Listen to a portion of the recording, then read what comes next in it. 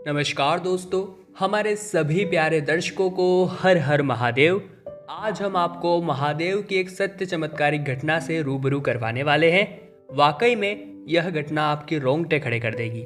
नीचे comment box में यह जरूर बताइएगा क्या यह हो सकता है। इसके लिए आपको इस पूरी घटना को अंत तक देखना होगा। आज की चमत्कारिक घटना हमें ईमेल के माध्यम से लिखकर भेजी है उत्तर प्रदेश के महोबा ग्राम में रहने वाले विवेक जी राठौड़ ने। विवेक जी ने हमें बताया कि मेरी उम्र 23 वर्ष है और मेरे पिता बूढ़े हो चुके हैं। अब धीरे धीरे मेरे ऊपर मेरे पूरे परिवार की जिम्मेदारी आ रही है।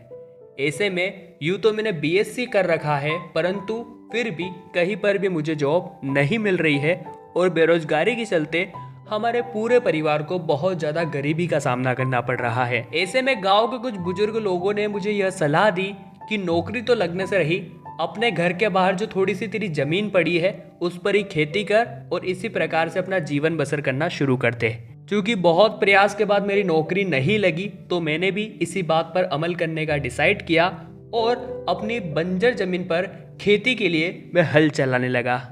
जब मैं अपनी बंजर जमीन को समतल बनाने की कोशिश कर रहा था, अभी खुदाई के दौरान वहां पर एक शिवलिंग मुझे दिखाई दी। देखने में वह शिवलिंग बहुत ही चमत्कारिक मालूम हो रही थी, क्योंकि वो जिस शिल्प कला से बनाई गई थी वो बहुत पौराणिक प्रतीत हो रही थी।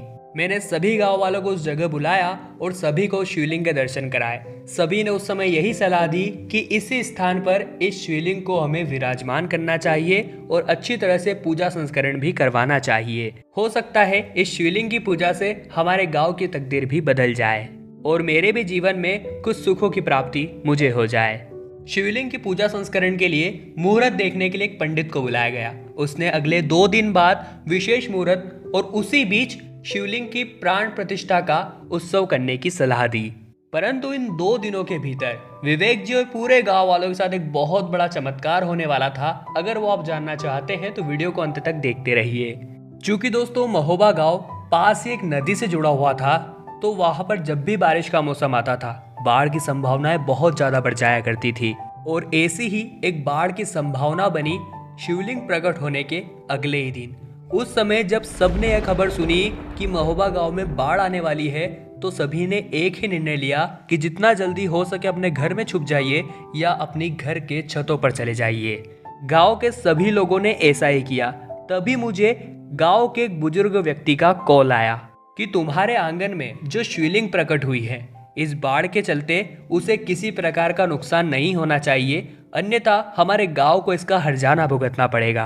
तब मैंने उस बाढ़ जैसी अवस्था में बाहर जाकर उस शिवलिंग को बचाने का निर्णय लिया, पर मेरे घर वालों ने मुझे बाहर जाने की अनुमति नहीं दी। जैसे तैसे उन्हें जीत करके मनाने के बाद जैसे ही मैं बाहर गया, तब बाहर जो दृश्य था उसे देखकर मेरी आंखें फटी के फटी रह गई, क्योंकि एक बहुत बड़ा विशाल बंदर उस शिवलिंग की हिफाजत कर रहा था। मुझे यह दृश्य देखकर अपनी आंखों पर विश्वास नहीं हो रहा था, परंतु जैसे तैसे मैंने अपने खुद पर भरोसा किया और वापस अपने घर चला आया।